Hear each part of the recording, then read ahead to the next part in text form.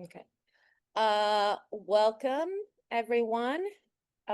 This is our July session for the online lecture series of the research project, The Ethics and Aesthetics of Animal Advocacy Documentary Film in 21st Century Western Culture.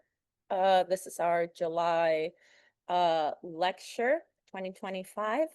And we have the pleasure and the honor of receiving Michał Matuszewski, who is a PhD candidate at the University of Warsaw, where he is working on a dissertation about Polish nature films. He's a film curator, he's a festival programmer, and a film essayist. He's also the head of the essay film studio at VN Lab at the Film School in Łódź. For many years, he worked as a film curator at the Center for Contemporary Art in Warsaw.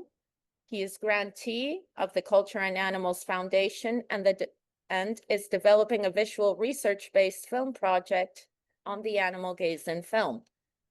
His recent essay film project, Remembering Topsy, was presented at the National Museum in Warsaw. Michał, thank you so much for being with us today. And we are very eager to hear your presentation. I'm not sure if you have something to upload for the presentation. Yes, I would like to share my screen with sound as well. Okay. Perfect. So wonderful. So thank you. And whenever you're ready, the floor is yours.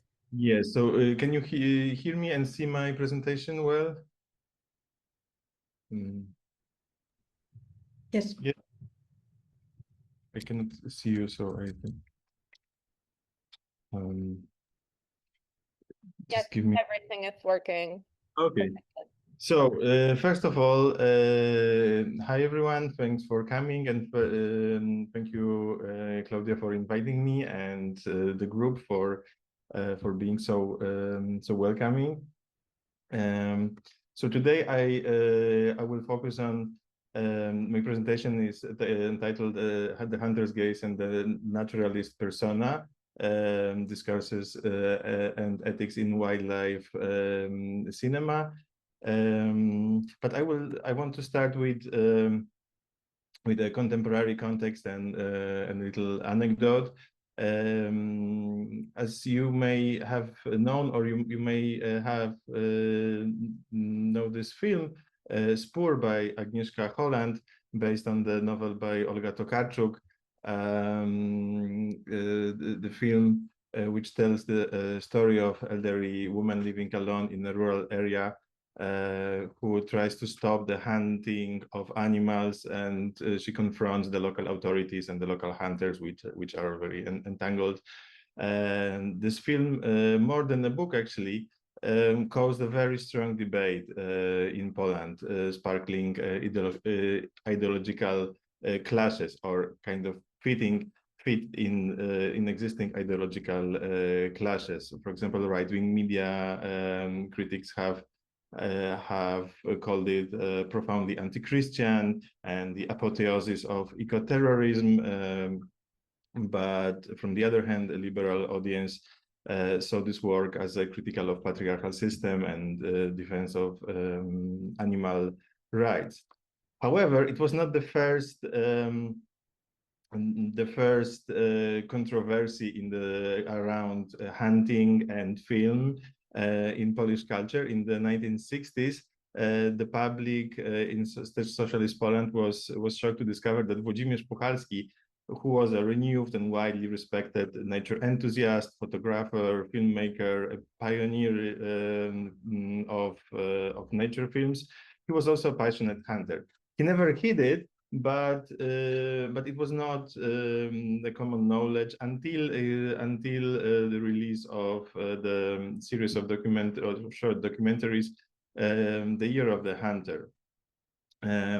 So the situation revealed an important contradiction. On one hand, the public expected nature cinema to teach, to show respect, to treat animals with care, but from the other hand, revealed deep relationship of cinema, nature films, and the history of hunting.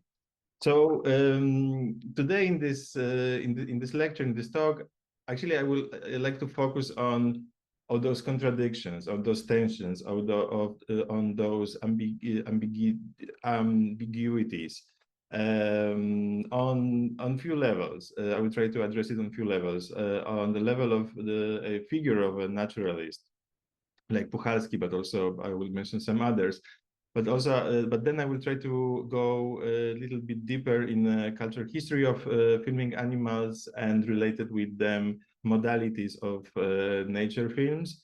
To conclude about modalities of film medium in general. A few words about Puchalski. He was born in 1909 near Lviv in nowadays Ukraine.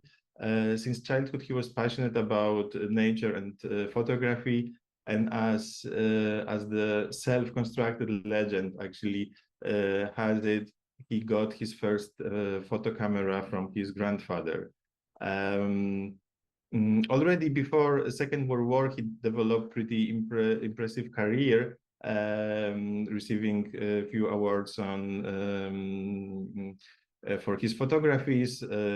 He published in National Geographic, which was quite an impressive achievement for a Polish photographer back then. He exhibited his works. He was already kind of become famous.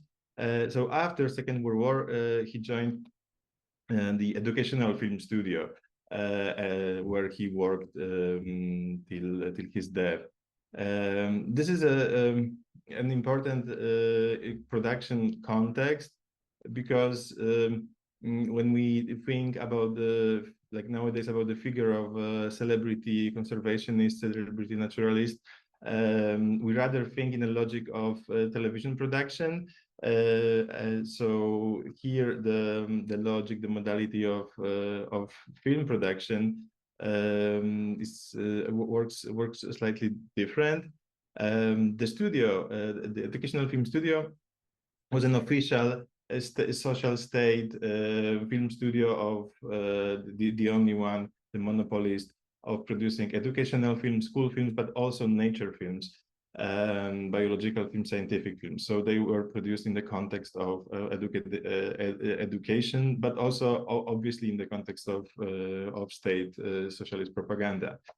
As I mentioned, Puchalski worked there for decades, specialized in mostly Polish wildlife, especially birds, but also he made several films on Arctic and Antarctica, where he died in 1979 during an expedition, during his last film. So we can already see that we are dealing with a figure of a kind of classical figure of like male adventurer, naturalist that goes for an expedition to film in the vast lands of Antarctica, missing his wife and daughter who are waiting for him at home. And this figure is also a base of a very recent documentary on Puchalski, a found footage documentary about 1 hour based on his diary on the last expedition. The title of the documentary is The Faint Clatter of Birds. Let's see a trailer. Człowiek, właściwie ludzi, mogliby dobry dystans i dobrą komitywę utrzymać z całym światem przyrody. No ale niestety jest inaczej.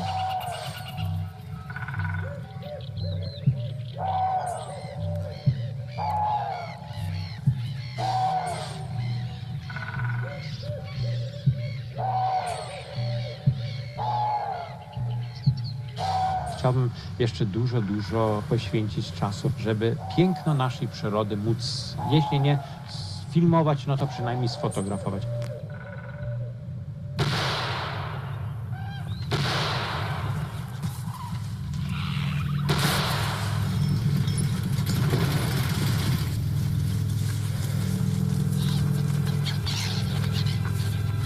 Jak mnie zrozumiałaś? Czy dobrze słychać? Odbiór!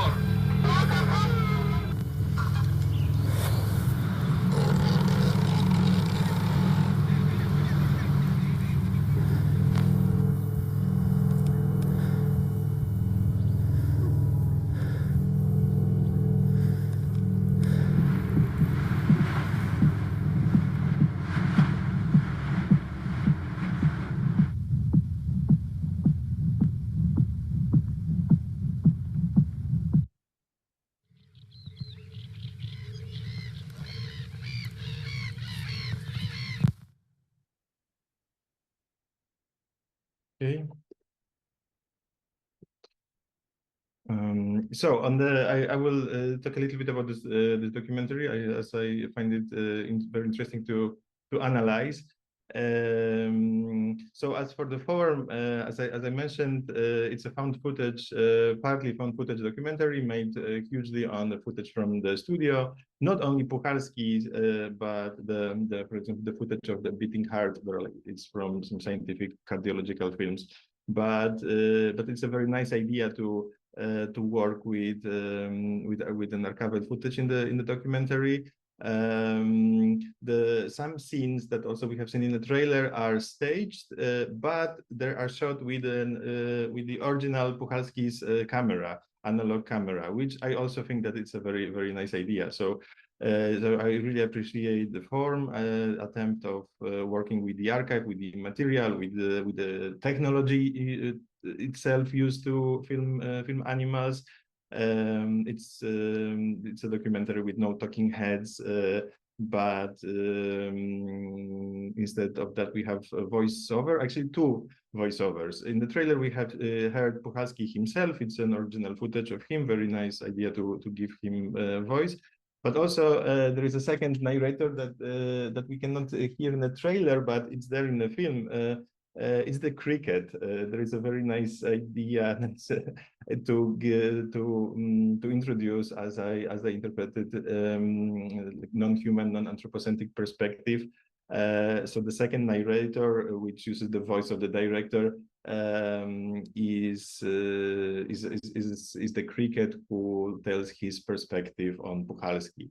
But unfortunately, the film follows the discourse, the paradigm of classical male naturalist, conservationist, who is seeking for adventures and so on. It's even though we have some attempts of like experimenting with form and on human perspective, the persona that it's being built it's quite conservative, I have to say, or to put it in other words, I think that it's a missed opportunity to deconstruct this figure a little bit in this film. And also the idea of that I will analyze in a second, the idea of bloodless hunting and relationships between hunting and filming, which Puchalski mentions in the film, but it's not being analyzed deeply.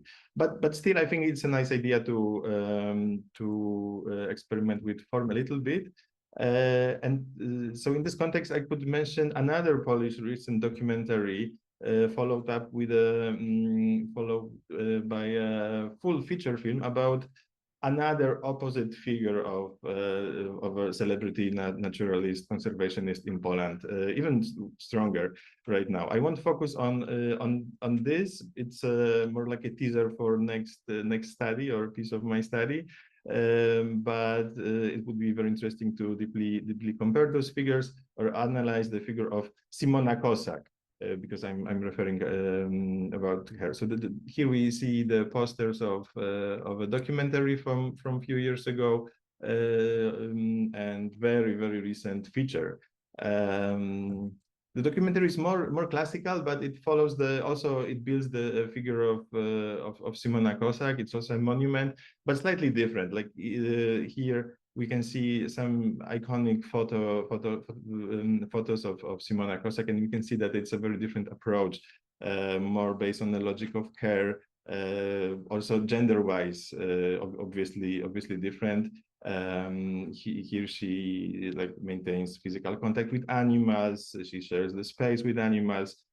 She was a biology professor.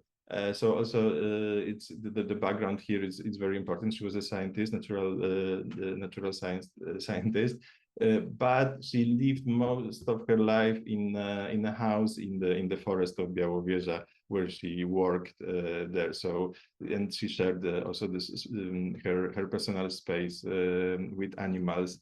And now post-mortem, because she passed away more than a decade ago, she's becoming, through those films mostly, but also through like reissues of her books, a celebrity conservationist. So I think it would be very interesting to compare how the figure of celebrity conservationist is being built by documentaries on them in a cinematic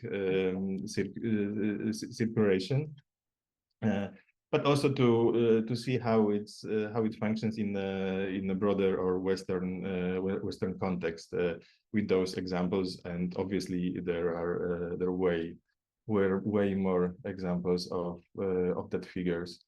Like Felix Rodriguez de la Puente, for example, in a Spanish context.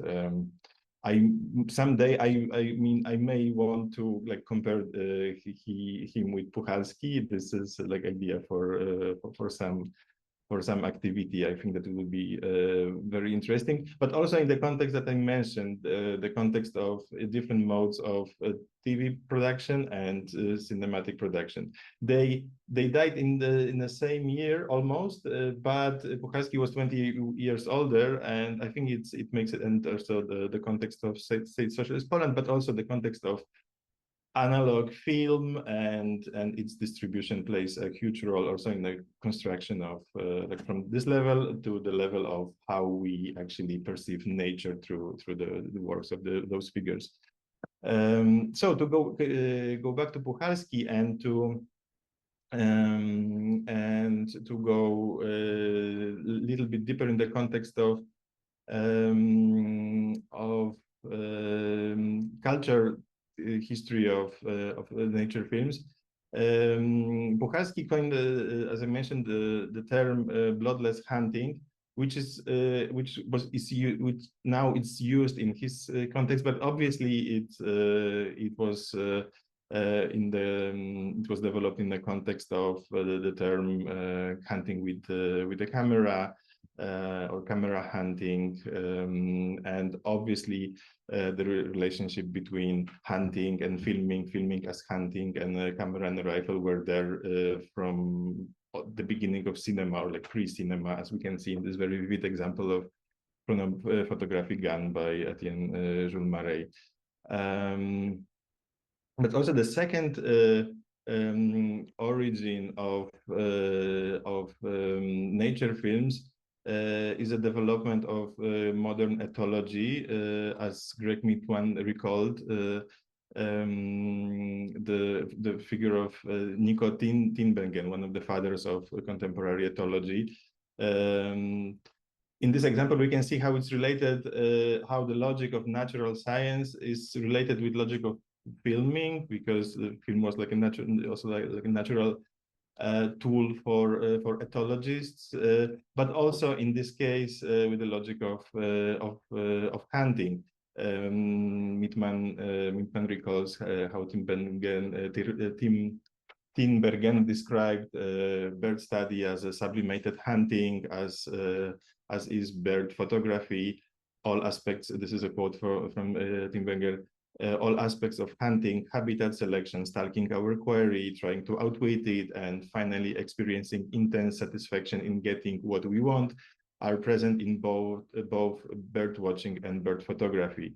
And then in the other in the other moment, Timbergen mentioned, I know through introspection that scientific bird study and bird photography gave me exactly the kind of experiences and satisfaction as I once found in hunting seal on the Arctic ice.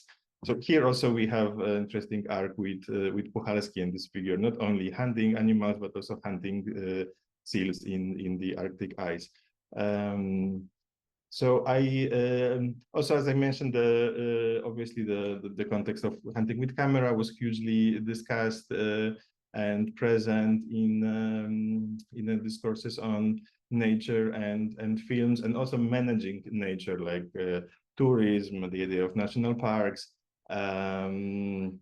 But also, and I will go back to that in a second as well, on the level of those relationships are present, and that was also already studied on the level of modalities of film medium itself. For example, William Rothman analyzing Nanook of North, which is like a matrix of a documentary on many levels, including all of the ethical controversies in a genre. It's generally based on the modality of hunting, on the hunter's gaze, which object is not an animal but a human being. So yeah, this is maybe mathematically it doesn't make any sense, but like in the logic of culture history, I wanted to use this like maybe a little bit simplifying equation, as culture history of wildlife film is a part of the same culture history of framing nature, both literal and symbolic, and putting animals on display as hunting, but also culture history of natural science with its institutions like Natural History Museum, zoological gardens. But maybe, and this is my approach to cinema as a medium, the very logic of film is based on this common cultural history with hunting, and the logic of the epistemic values of cinema, driven from the first studies of movement and later development of natural science and the usage of film medium. That's why I believe that it's so important to study visual culture in frames of critical animal studies to understand. It's not about it's not about film itself. It's about those like animalistic values, and maybe I strongly believe that studying it deeply helps us understand better the, like human and human relationship. So that was like a very general statement, like reaching deeply to the roots what we were doing here, but from that I want to jump or go a little bit deeper to analyze, to have a closer look and to deconstruct a little bit the idea of the notion of bloodless hunting, which on the literal level, like replacing the gun with the camera, observing instead of killing. It proposes this on the literal level, but it leads to a double dimension of this practice: rejection of physical violence from one hand, but from the other hand, maintaining the logic of the hunting, like waiting, capturing, and way more. The bloodless hunt invokes this process of care, but also like it maintains some force of domination. One of the vivid examples of this is one of the Puchalski's first post-war films, The Bird Island from 1937, which was made in a frameworks of newly established socialist Poland cinematography, after war cinematography, when the country was like in the process of rebuilding, including its cinema system. It focuses on water birds in their natural environment, and I think that here we deal with an interesting tension between ethical observation and aesthetization, and the logic of hunting. Let's see. I'm not great with time, but let's see like a fragment.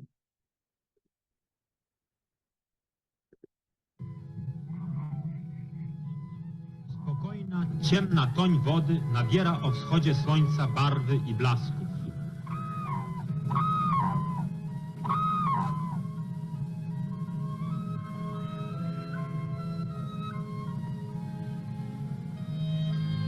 Poranne mgły opadając pokrywają rośliny kropelkami rosy, które perlą się na nici pajęczej. Sorry for lack of English or Spanish subtitles. I want to mention that this commentary is slightly poetic. It's very poetic.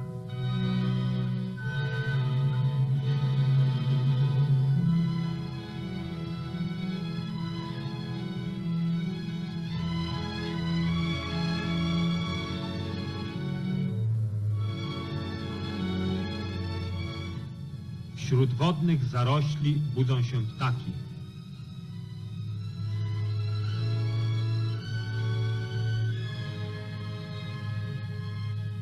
W świetle porannych promieni słońca gładzą i czyszczą swe pióra.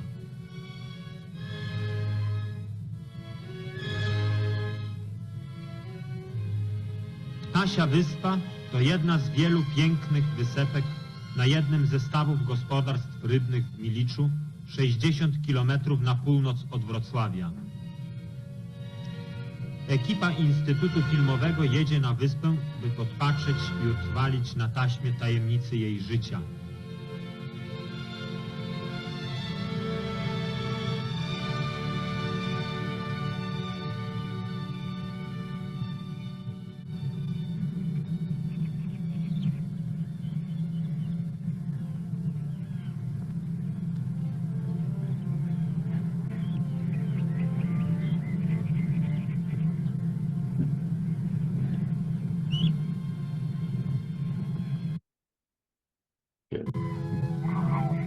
No. So sorry again for the lack of subtitles. It was not that important. It was like a kind of typical audio commentary from that times, both descriptive and poetic. In some ways more poetic, and in some moments more descriptive. Like in this moment, when the voiceover, the voice from voiceover was describing that the film crew is going to the island to film it. So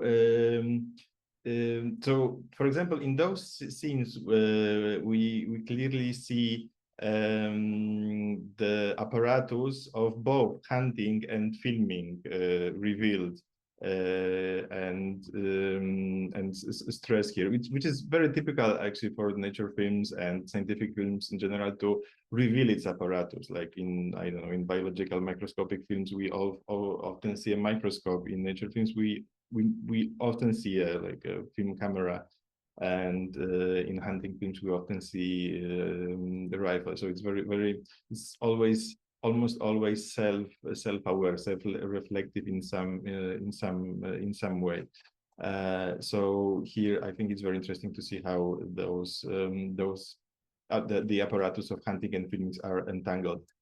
But also to follow the logic of hunting, treating animals as a trophy, which has obviously a long history, as long as a history of photography and film. In Hunter's discourse, actually, to replace, there was a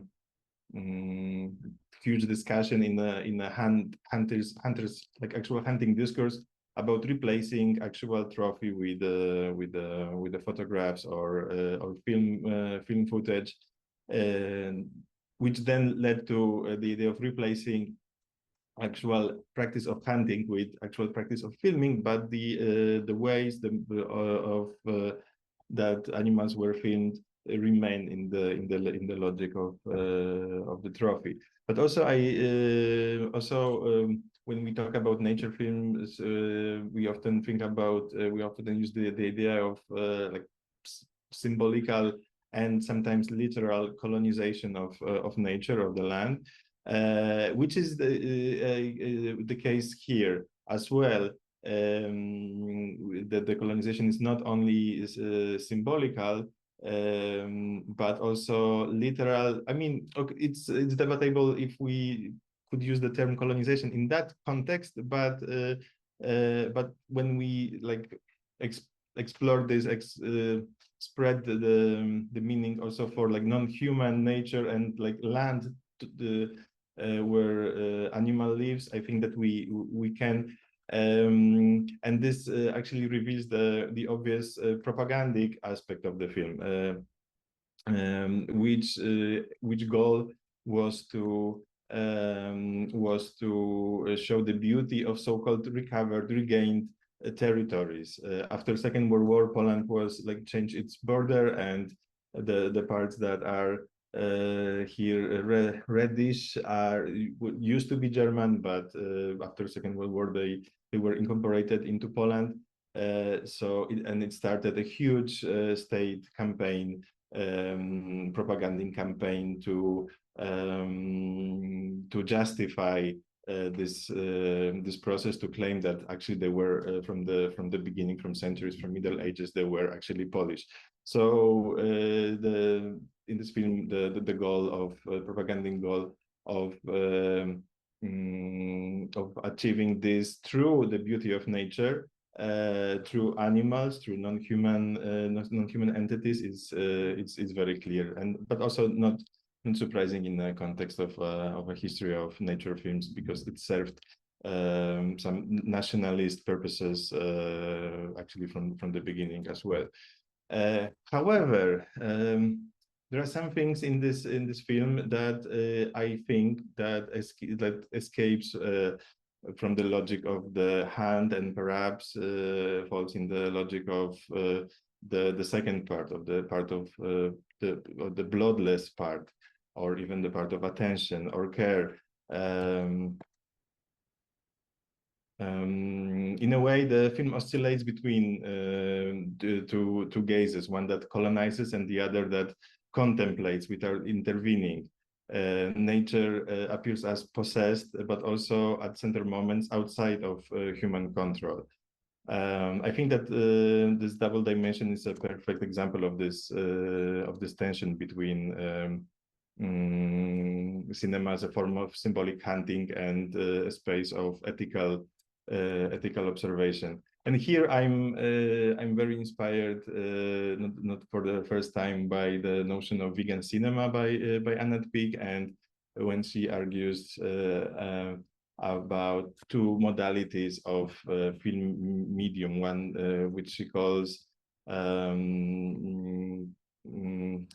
devouring, that this is the idea that cinema is a medium that is actually very violent, that devours us on many levels, on the level of the reality of film industry, which was revealed, for example, by Me Too movement, but also to more and the way we consume cinema, but also cinema images can consume us, and so on. But also, and that would be the modality of cinema that I think that, as I interpreted, it's the main one. But also we can imagine the second one, that it's there, but more.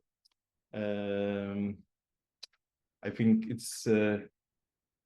I always thought that it's something that that we know that it's in the medium, but we really have to try to like reshift our ways of looking, and maybe filmmaking. More speculative, probably, but still very inspiring. The quality, the modality of cinema that she calls a vegan cinema, of cinema letting be, that simply allows all of the objects, including animals in this case, to simply exist on the screen. So cinema would be, as a medium, would be both violent and ethical, would be hypothetically a space of like ethical existence. There are some things that I also maybe like to give some food for discussion that I really don't like. I really struggle how to think about it. For example, I'm thinking about horizontal perspective in this film and in nature films in general, which obviously we can say that it reflects the hunter's perspective, the same level, the modes of looking, like aiming, framing, and so on.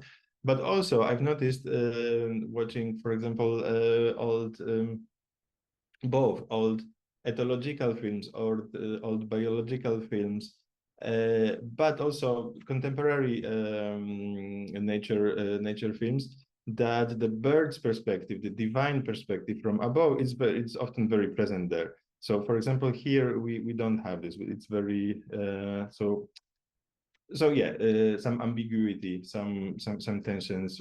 Probably maybe it's one, maybe it's both. Those are points that I think that are interesting to talk. Like the idea of the beauty of nature. That of course. It's another aspect of, it's another example of aestheticization, colonization, but at the same time, I think that it often breaks the logic of hunting, the hunter's gaze. In Puchalski's films, there were many moments in which, also I think that the category of cuteness, which is problematic itself but very interesting, could work there. There are like clearly many moments that are there to invoke positive emotions that are clearly coming from some care. So yeah, those are points that are debatable and problematic. But as I mentioned, the most problematic point in this was when Puchalski released a series of 4 short documentaries, The Year of the Hunter, which, as I mentioned at the beginning, started a public debate, and because the audience was not expecting explicit hunting scenes from Puchalski, and did not expect to see animals being literally killed, shot down on the screen, especially from him. The film follows the four episodes, follows the 4 seasons and hunters' customs from the cycle of seasons from hunters' perspective. But yes, as I mentioned, it caused a huge discussion, and it contradicted Puchalski's previous image as an animal protector. But I also think that it exposed like this tension that I'm talking about in a very interesting way. Here, like very short example. Maybe it's like. Even too literal, but when I first time approached those films of Puchalski, I was actually struck how like some scenes rhymes from his films. Like we saw from in the Bird Island, actually almost the same shelters here. They're then used for watching animals, and here obviously for hunting. So this double dimension, this logic of hunting and nature filming are, I think that when we juxtapose those films, are like very obviously relieved. And of course, Puchalski defended himself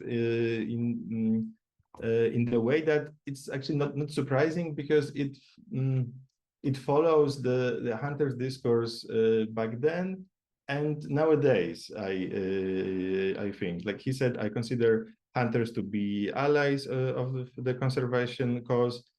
Thanks to their knowledge and efforts, many animal species have been saved around the world. I'm convinced that as long as they are skilled and ethical hunters, no more species will perish in the world. So this is from the 60s, but actually the discourse that hunters really care about animals, it's very deeply rooted. So when we even make like a simple exercise of Googling it and seeing how the common knowledge perceives it, we can see that that it follows this discourse, this paradigm of care, but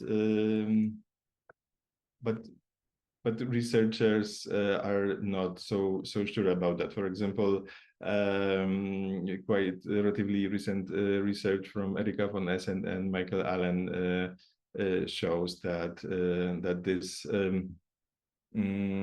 deploying care language, like it's a strategy doomed to failure. The strategy that they analyzed the discourse of nowadays discourse of the hunters, and they shown how much hunters wants to let us know that they care about animals and how it's being built.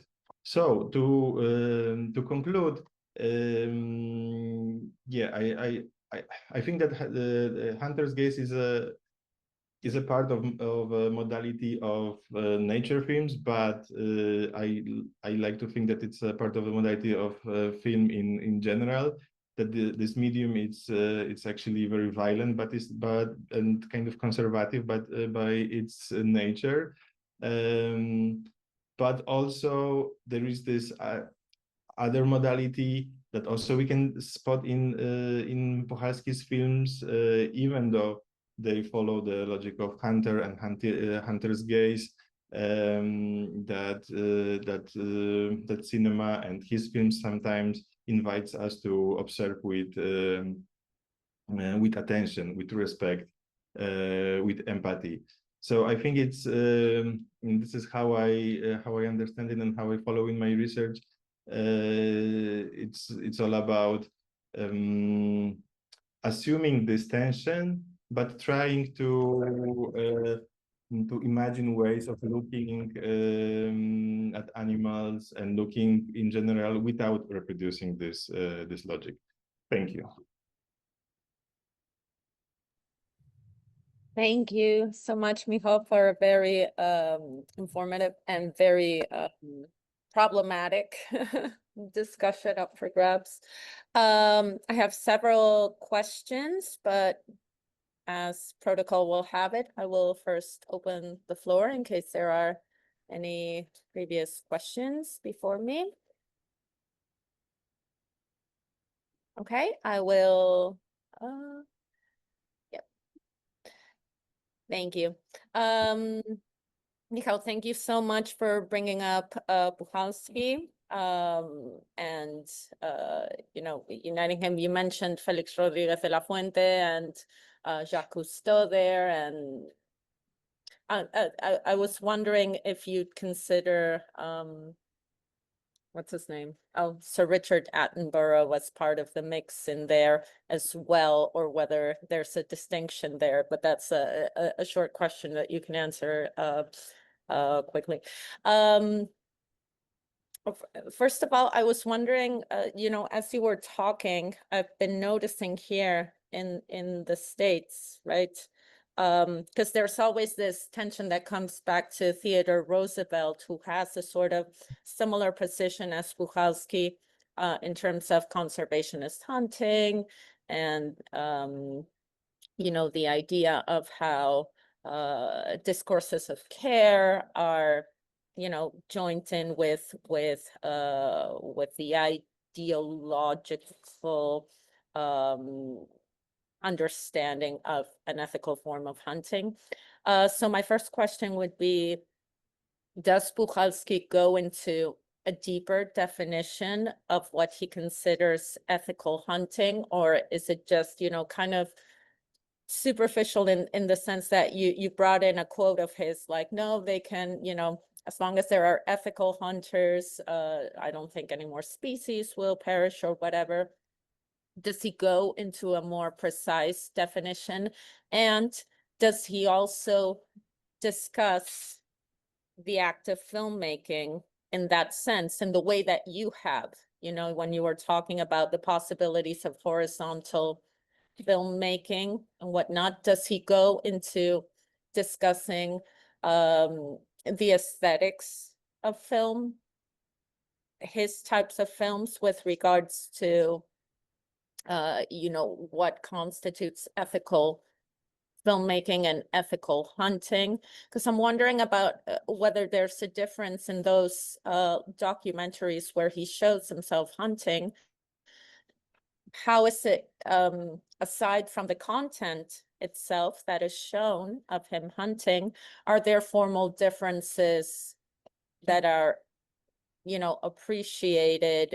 You referred to framing, or whether it's chromatism, lighting, etc. That one can distinguish well between how he presents hunting and how he might present previous documentaries. Or in other words, to put the question more simply, when he does show the hunting, okay, is the act of filmmaking, aesthetically speaking, attempting to show that ethical hunting in your view? Or is it just, you know, a very generic type of hunting? I'm not sure if I'm making my point here, Michał. You let me know. Yeah, like my point would be, I guess, on the like very broad like level of like bold concepts or assumptions about culture history of like visual culture history, that like the logic of hunting is so deeply rooted in the logic of filmmaking that that it was not like seen as problematic at all in the discourses that represents, for example, Puchalski, but also Tim Bengen and the others. So I think that for him there was no contradiction, and in some like unlike many like nature filmmaking, okay, that may be not true, but some of like more scientific based filmmakers, they were also kind of active discourse wise. In terms of Puchalski, it was more like his interviews, and what he told on camera in several occasions. So his self-discourse was something like, even in the documentary there is a footage of him saying something like, I am a hunter, but actually I replaced hunting, like my hunting is a bloodless hunting right now. So there is like no connection between actual practice of hunting and no contradiction, and the practice of, like, for him in his self-discourse, that was the ethical practice. That was the good thing. Like that was like the bloodless part.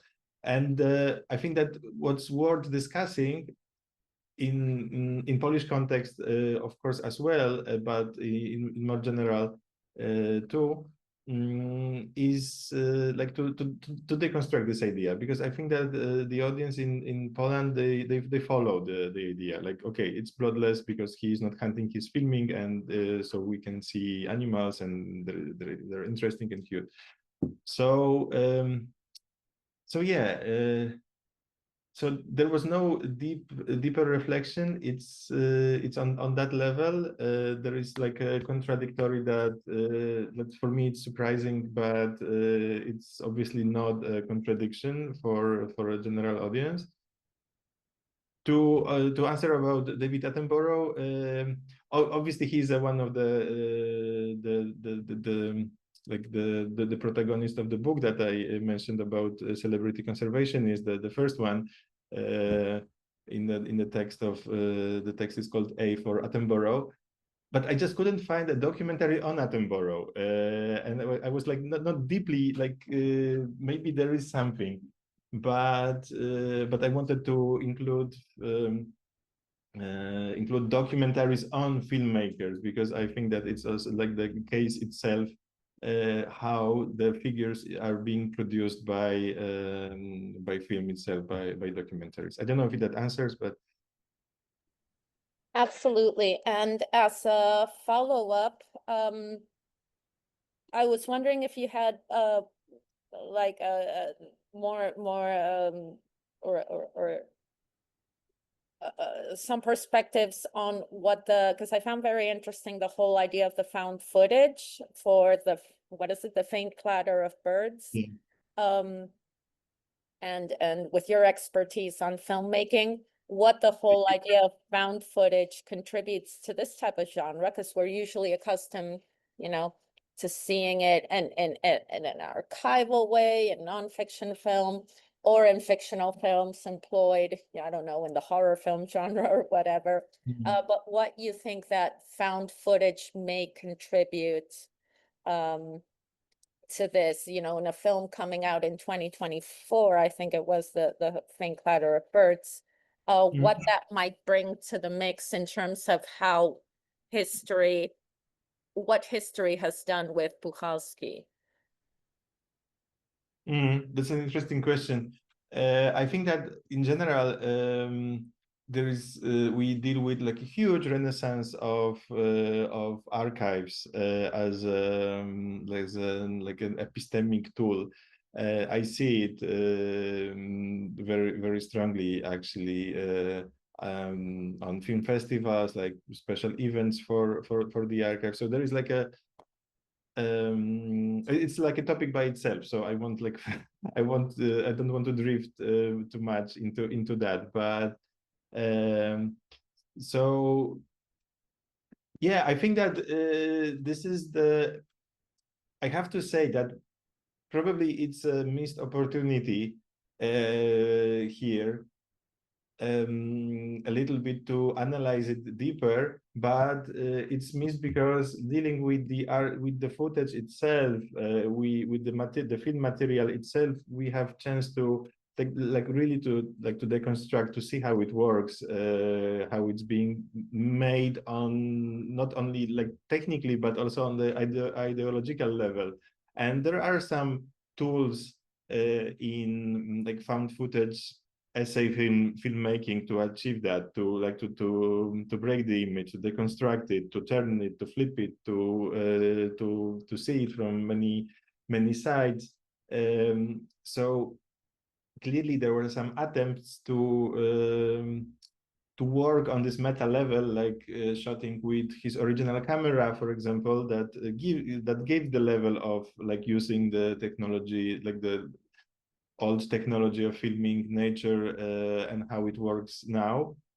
But I think that there is potential for more. It's just like maybe I don't know, playing a little bit with the material, like seeing how it's juxtaposed with other materials, like adding some text or different voiceover, or like confronting it. I don't know. There are like many ways. This is the topic of the workshop that we are planning. Okay. Thank you so much. That's great food for thought. Before I let Esther in, I'm sorry I missed the chat. And Manuela, thank you, Manuela, has a question. She writes, I am curious about the connections between this kind of filming and the political atmosphere of the socialist regime in Poland. Any further thoughts on that?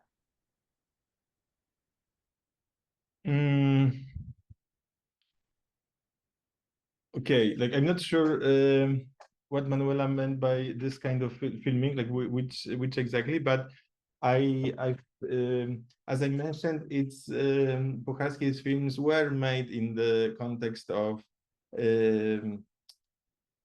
educational film studio and its propagandic purposes. The studio, it's an interesting case by itself, because it was an official studio like education in from the scratch was like super important to build like like state socialist discourse. That's why the studio was important, but the logic of film, it's stronger, I would say. So so actually it was kind of marginalized as well. There were other official studios to produce documentaries, feature films at that time. So also, although it was important, I think that that was at the same marginalized, which led to the how to call it. So the studio actually became a space for experiment and some kind of artistic freedom, and not only in nature films, even most vividly in like documentary films, like those short educational films were documentaries, and especially in the 80s, the makers were really experimenting with form, and because like also nobody cared, kind of. Less than in official documentary production. So having said that, I think that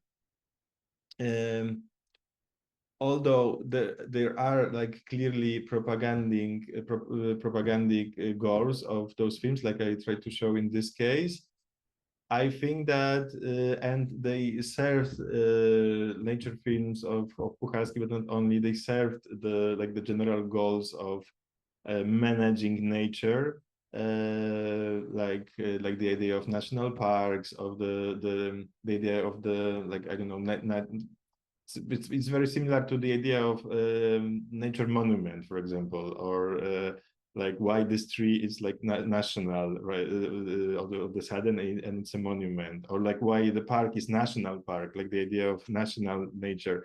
So so I would say, yeah, like I think that we can. It was not seen, I guess, straightforwardly propagandic, but obviously it was a part of the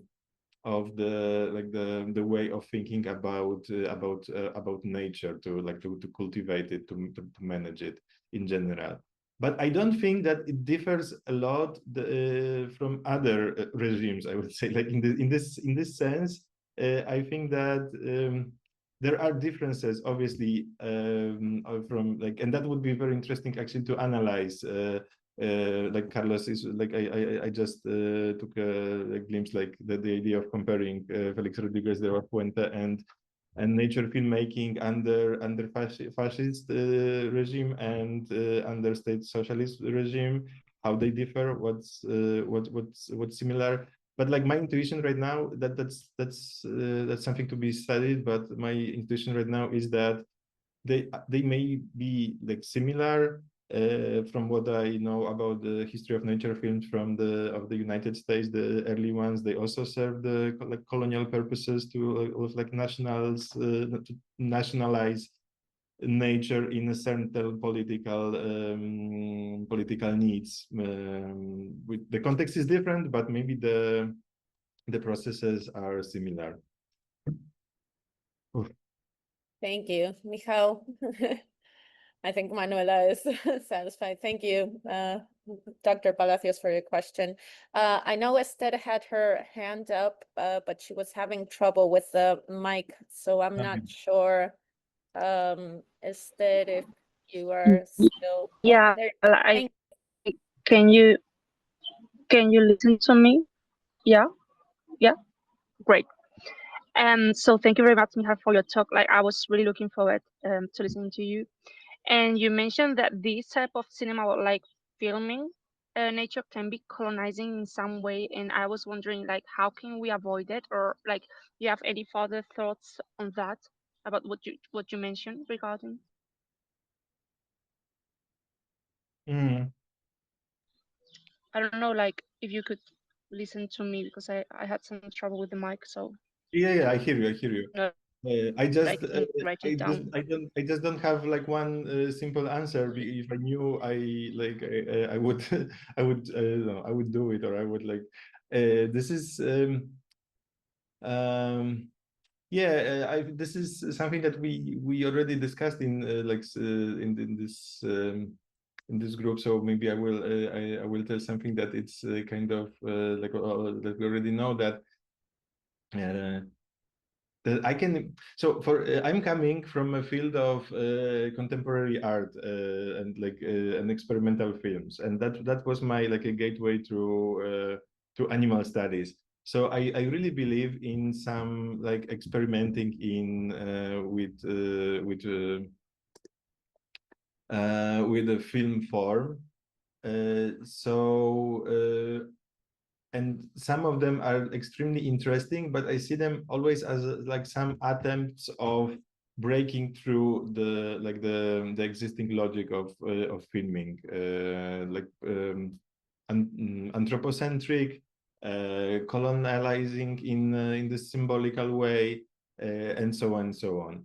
So I can imagine projects like, I don't know, for example, playing with the idea of framing, like actual framing, or I don't know, like I always have a hard time with pronouncing the name of Elia-Liisa Attia, the Finnish artist, and now I have in mind her project of, for example, it's not about animals actually in this case, although many are, but for example, when there is like a multi-channel huge video installation of like like lying horizontal pine, but in the real scale. So in the gallery we have a video of the tree, but the scale, the dimensions of the tree are like accurate. So we actually deal with the representation of the tree, but it's huge. It's like the tree itself, which obviously breaks the like the modes of framing normally nature in like to have like a real scale tree on screen. Breaks completely like how we think on about filming animals. That's a nice experiment, I would say. Or the idea of so that would be framing. The editing, for example, as obviously like the time modalities of film, although very useful in understanding animals for certain reasons, are obviously not the same as in nature. Like animals rather sleeps or like just like being there. And we use also like the whole idea, the whole logic of editing, montage works there, like to construct nature. So like recently I've been thinking about the camera traps as a topic by itself, and also I have some doubts, but it was in the context of a real actual project of an actual exhibition in the actual museum. So it was very important like to ask those questions, like, are we doing it or not? Like, is it like ethical, or is it like ethical enough to actually work with the idea of a camera trap and problematize it? But in this case, the temporality, for example, is very different. Like if we actually can see for many hours like animals that are like not there, for example, or sleeps. Also, like as we know, the camera traps that we like, the footage that we see on the internet, it's edited already, obviously. So this logic appears. So there are experiments, and there could be more, and I will look in that direction, and in the context of existing practice, in the direction of experimental cinema or independent cinema, as you are looking. So this is very interesting, actually. Thank you, Michał. I'm actually wondering myself, and thank you, Esther, for your question. As you were talking, I've noticed here that, for instance, at least in the States, I'm not sure of the UK, but the term birding as a verb to bird and to go birding is replacing the term bird watching.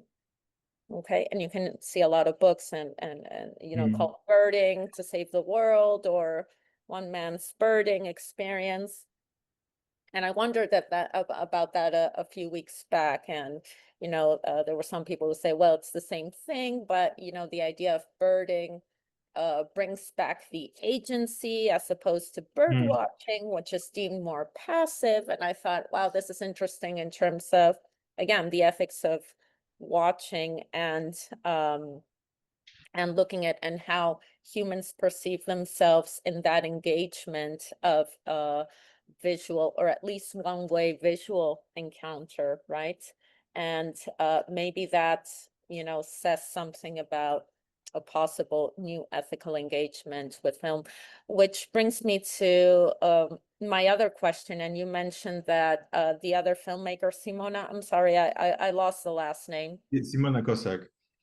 And how she was more popular nowadays as a sort of naturalist figure there in Poland.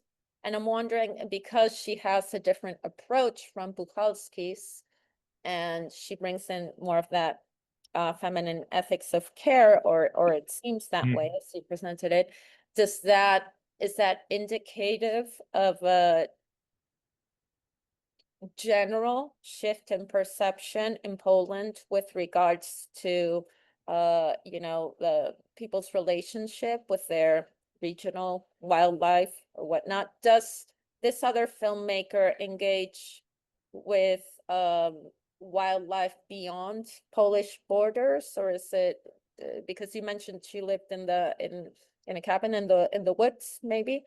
So I'm wondering, what does it say about Poland's current relationship with their wildlife? The fact that, you know, this other filmmaker is now the more, let's say, popular one, or knowledge one. Yeah, I have to make a note that although she made films, she's not, like, I would not call her filmmaker yet. This is like to be yet, because she's more like a conservationist persona, like a naturalist persona, known from her books and her radio programs and appearances. But she made films which are extremely interesting, but they are not like publicly available yet. And I don't want to talk like more about it right now, as it goes online. But it may be also like the whole field of some activities around that. So because I find it's extremely interesting, and because her films were more on the spectrum of like semi-amateur, but not only, and slightly, I would like, with my background, I wouldn't I would dare to call them experimental or experimentalish, which was very interesting from the like knowing like from where she was coming from. Having said that, also like she was coming from of the old family of artists, like very renewed artists. Like, it was like very noble family. So the name Kossak in Poland actually refers to her. I think it was her grandfather, who was like a super famous painter of horses, and like but in this military context. So when you say here like say Kossak in Polish, it refers to like a oil painting of a horse. But Simona from this from this family, she chose a way of a biologist. But it's super interesting that in her semi-amateur films, she's really like a Kossak, the artist. That's my intuition. That's my hypothesis. But this is like a seed of another project. Yeah, so I'm lost in the question by this digression. But yeah, she's. I think that. I remember the question.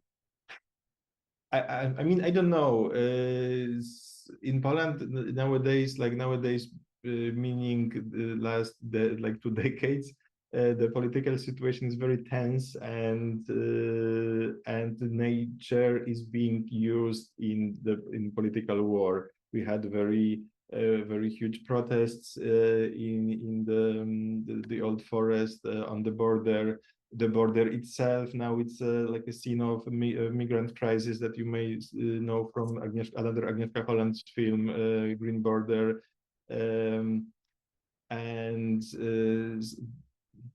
and obviously the kind of nature's turn is strong in Poland. So the books are being published, not only locals, not only Polish, but like the popular books on nature and nature discourses.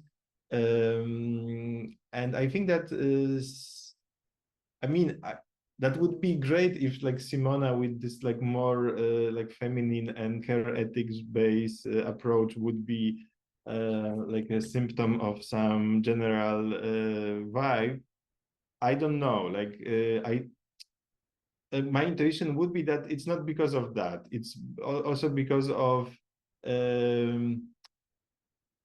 when we analyze it deeper, we like her discourse on nature. It's also like kind of anthropocentric enough to get into mainstream. It's very like narrative based also. Her books are the most of like tales from the old forest or something like that. So this is like, so I think that probably this factor works more than like an internalized ethics of care, but I would like, of course, to be the opposite. Thank you. I think we have time for one last question. Maite, please go ahead. Thank you. Gracias. Michał, yo te voy a hablar en español porque sea más rápido. Me contestas en inglés. Te agradezco mucho la presentación y retomando un poco la discusión que se había generado en torno a esta cuestión del consumo visual y de las repercusiones éticas que pueda tener en un medio como el cinematográfico, como el audiovisual, en el que parece que necesitamos ver al animal, porque si no, no está.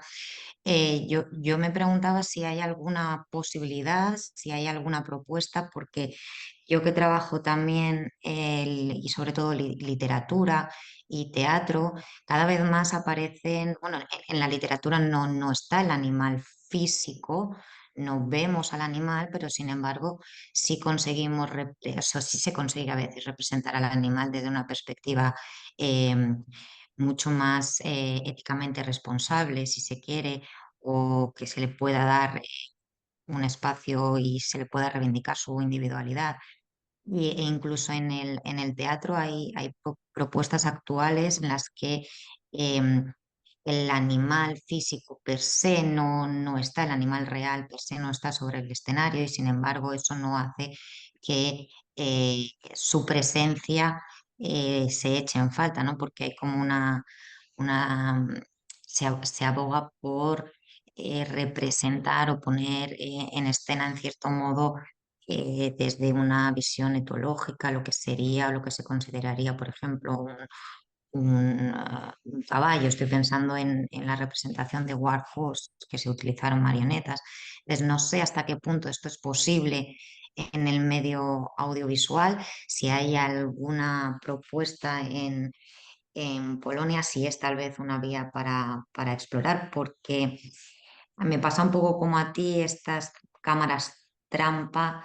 Entiendo que es una vía de exploración alternativa y que es tal vez menos violenta en el acercamiento al animal no humano, pero siempre suscita o concita otras preguntas, ¿no? Algunas que ya había planteado, por ejemplo, Brett Mills, ¿no? El derecho a la privacidad, a la intimidad, etcétera. Bueno, si todo esto puede suplirse con otros medios en los que el animal esté presente, pero no físicamente presente. No Muchas sé gracias. si me he explicado. Sí, creo que sí, pero no sé la respuesta, una respuesta. Vale, voy a cambiar ahí. So I hope if I get it right, and if you refer to the concept that I mentioned of vegan cinema of Anna Pig, like as I said, for me, it's because the violent part is quite obvious, but what the vegan part could have mean, like also she gives us more like some hints from the Kelly Reichardt films in particular. For example, like there is a scene of like the protagonist wanting to steal an apple and reaching an apple, and we see her hand, but she decides not to. So there is an object, and we touching the object, but actually leaving it there. So it's very inspiring, but kind of speculative, I would say, but also inspiring in terms of using film medium as a tool of critical animal studies. So in this context, I see it like that, that it's like a more methodological problem, and like employing film theory or thinking about film to critical animal studies more than like a problem of like actual animal and actual representation. But also I would like to know how to use it in practice. Like I think this is like super interesting for me, like when we talked last time, and like to know more how it's in different mediums, like how we can employ tools from different medium analysis, like literature theory, theater theory, as a tool of critical animal studies, in this sense, to make it about critical animal studies and not about the, like, I don't know, performative studies per se. Like it's not like it's not about the motive of an animal in theater. It's more like how we can like help animals by analyzing literature. And so I'm focusing on film, but for me it's very, very interesting how the different methodologies could serve animals as well. And I know that it didn't answer the question like how we really could achieve it, but I don't know. I didn't want to end with that, but I don't know.